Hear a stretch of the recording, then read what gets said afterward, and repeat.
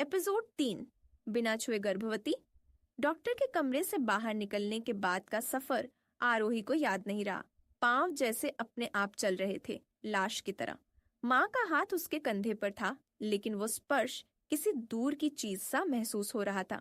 Auto में बैठी तो आंखें बस सड़क पर गड़ी रहीं, मगर नजरों के सामने कुछ भी साफ नहीं दिख रहा था। हवा में एक सन्नाटा तैर रहा था, जिसे माँ की सिसकियां भी नहीं तोड़ पा रही थी। बिना किसी संबंध के भी गर्भवती होना संभव है? ये सवाल अब आरोही की रगों में पारे की तरह दौड़ रहा था। विज्ञान, धर्म, समाज, तीनों की सारी सीमाएं आज एक साथ टूटती दिख रही थीं। उसने अपनी माँ को देखा, जो बार बार अपनी साड़ी के पल्लू से आंखें पोंछ रही थीं और भगवान से कुछ बुदबुदा रही थीं। आरोही के भीतर एक टीस उठी। माँ ने कभी कोई बुरा काम नहीं किया, फिर उनकी बेटी के साथ ऐसा क्यों हो रहा है? क्या सचमुच भगवान के यहाँ इंसाफ है? घर पहुंचते ही माँ ने दरवाजा बंद किया और आरोही को बिस्तर पर लिटा दिया।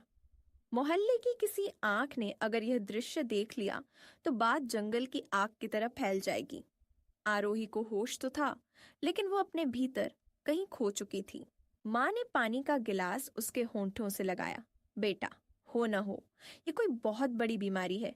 हम किसी अच्छे डॉक्टर को दिखाएंगे, घबरा मत। लेकिन आरोही जानती थी, ये बीमारी नहीं, कुदरत का कोई ऐसा रहस्य है जो उसकी समझ से पूरी तरह परे था। उसने बस हल्के से सिर हिलाया और आंखें बंद कर लीं। माँ ने उसके बालों पर हाथ फेरा और फिर चुपचाप बाहर चली गई, शायद रसोई में जाकर अकेले में रोने के लिए। रात का अंधेरा गहराने लगा। खिड़की से बाहर गली के कुत्ते सो रहे थे। पूरा मोहल्ला सन्नाटे में डूबा था, लेकिन आरोही के भीतर एक तूफान उमड़ रहा था। उठकर उसने माँ से उनका पुराना स्मार्टफोन मांग लिया, जिसे वो बस कभी कभी गाने सुनने के लिए इस्तेमाल करती थी। उंगलियां थरथरा रही थीं जब उसने गूगल का वो खाली डिब्बा खोला। सर्च बार में टाइप करना शुरू किया, क्या बिना शारीरिक संबंध बनाए प्रेगनेंसी हो सकती है? गूगल ने पलक झपकते हजारों नतीजे सामने रख दिए। कोई लेख वर्जिन प्रेगनेंसी पर था, कोई मेडिकल जर्नल का पन्ना, कोई धार्मिक कथाओं का जिक्र। उसकी आंखें फटी की फटी रह गईं। एक लेख में लिखा था, बिना संभोग के गर्भधारण असंभव नहीं है। कभी कभी स्पर्म त्वचा के संपर्क से भी अंदर प्रवेश कर सकता है। आरोही का दिमाग चकरा गया। उसने कभी किसी लड़के को छुआ तक नहीं, फिर ये सवाल ही कहाँ पैदा होता है? दूसरे पन्ने पर लिखा था, पार्थेनोजेनेसिस, जिसमें मादा बिना नर के गर्भवती होती है, लेकिन इंसानों में ऐसा संभव नहीं। फिर कैसे? साइंस और धर्म के बीच वो एक ऐसी खाई में गिर रही थी जहां से कोई रास्ता नहीं दिखता था। वो घंटों स्क्रॉल करती रही। स्क्रीन की नीली रोशनी में उसका चेहरा बुझा बुझा सा लग रहा था। कुछ साइट्स ने बताया कि अगर किसी पुरुष का वीर्य किसी सतह पर हो और गलती से योनि के संपर्क में आ जाए तो भी प्रेगनेंसी हो सकती है। लेकिन आरोही के साथ ऐसा कब, कहाँ, कैसे हुआ? उसने अपनी पूरी दिनचर्या को मन में पलट कर देखा।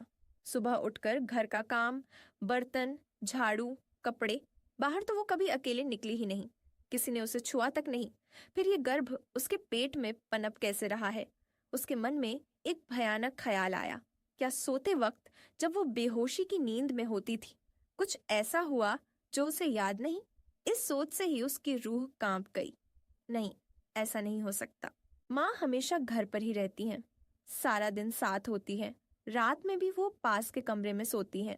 ऐसा कोई मौका ही नहीं था। फिर उसके वजन और रूप को लेकर समाज ने हमेशा उसका मजाक उड़ाया था। कोई लड़का उसकी तरफ आंख उठाकर देखता तक नहीं था। रात के 3 बज चुके थे। नींद आंखों से कोसों दूर थी। गूगल ने उसे और उलझने दी। किसी ने लिखा था, इमैक्युलेट कंसेप्शन, यानी बेदाग गर्भाधान, जैसे धार्मिक ग्रंथों में होता है। तो क्या उसके साथ कोई चमत्कार हो रहा था? लेकिन क्यों? वो तो एक साधारण सी लड़की थी, जिसकी जिंदगी में न कोई खासियत थी, न कोई चाहत। फिर भगवान ने उसे ही क्यों चुना? उसे अपनी जिंदगी का हर वो पल याद आने लगा जब समाज ने उसके वजन के कारण उसका मजाक उड़ाया था। लड़के उसे देखकर मुंह फेर लेते थे। ऐसे में माँ बनने की बात उसे एक क्रूर मजाक लग रही थी। उसने सोचा, अगर यह सच है तो समाज उसे क्या कहेगा? देखो वो मोटी लड़की, किसी अजनबी के बच्चे की माँ बन रही है।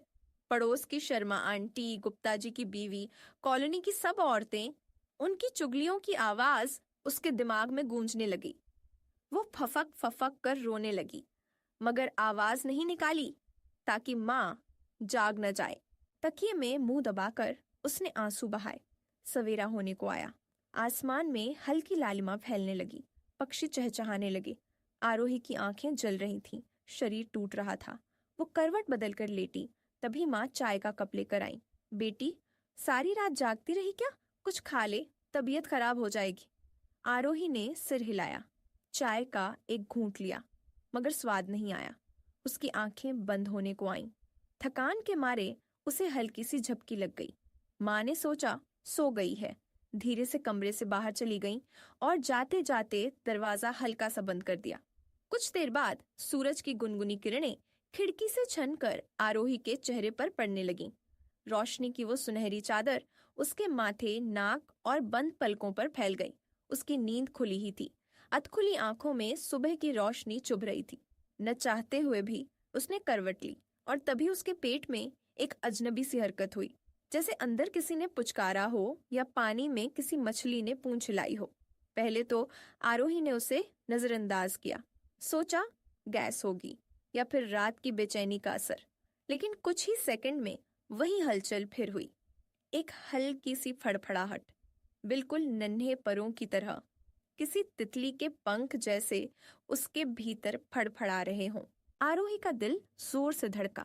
वो बिल्कुल स्थिर हो गई। हाथ अपने उभरते हुए पेट पर रख दिया। त्वचा के नीचे जैसे एक लहर दौड़ी। उसकी आंखें फटी रह गईं। सांस तेज हो गई। पूरा जिस्म सिहर उठा। उसके मुंह से बेबसी और हैरत से भरी एक फुसफुसाहट निकली और ठीक उसी पल एहसास हुआ कि अब यह कोई रिपोर्ट, कोई मशीन या डॉक्टर की बात नहीं रही। यह अब एक जीवित सच्चाई थी। सुबह उठती है तो उसके पेट में कुछ हरकत महसूस होती है। ये बच्चा है